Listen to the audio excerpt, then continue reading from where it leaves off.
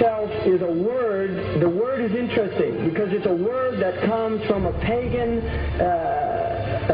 Hollywood is the holy wood, and it was the wood that the magical wands were made out of in the pagan sorcery, magic. And these wands were believed that the sorcerers that possessed them could put people into trances and control them.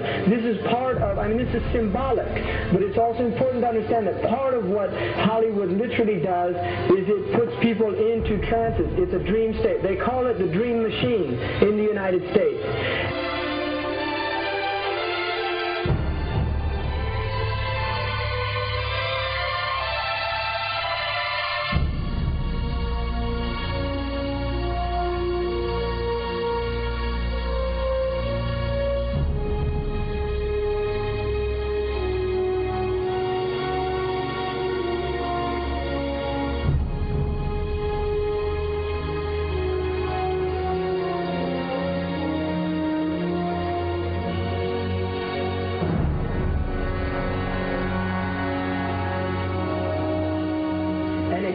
Fantasies for people, it puts people into these things. Now, one of the things is interesting that in the part of what's done in movie theaters, in darkened rooms where people watch television, is literally a trance state that occurs through what's called suspended state of disbelief. You enter into a state, you suspend your disbelief and enter into a state whereby you begin to believe what you internally realize is imagination.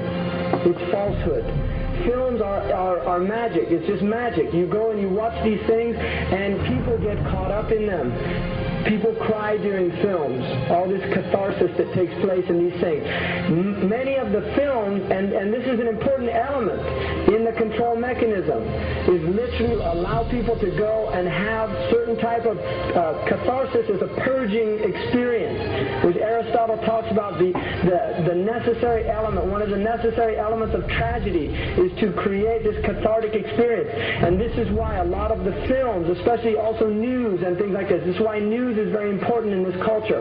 Everybody watches the news, they have this tragic, cathartic experience of watching the tragedies of others and then feeling safe and complacent in their own experience of this suspended state of illusory well-being. So these are very intricate and sophisticated methods. Now, I think it's dangerous, although there are elements, there's concerted efforts that take place, there's also a lot of people that have similar worldviews that aren't necessarily working together in concerted efforts.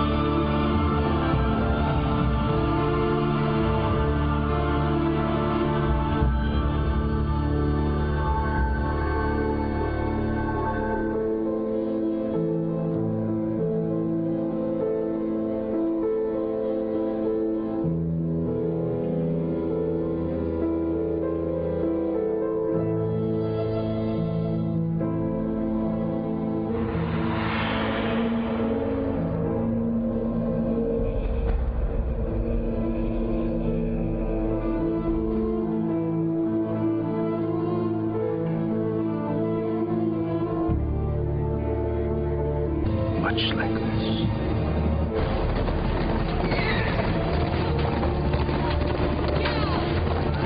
Charles Carroll was the last surviving signer of the Declaration of Independence.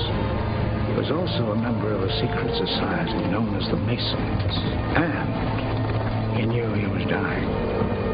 He woke up his stable boy in the middle of the night and ordered him to take him to the White House to see Andrew Jackson, because it was urgent that he speak to the president. Did he talk to him?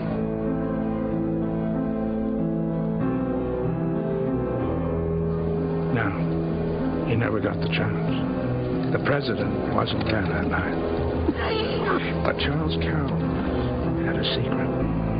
So he took into his confidence the one person he could, my grandfather's grandfather.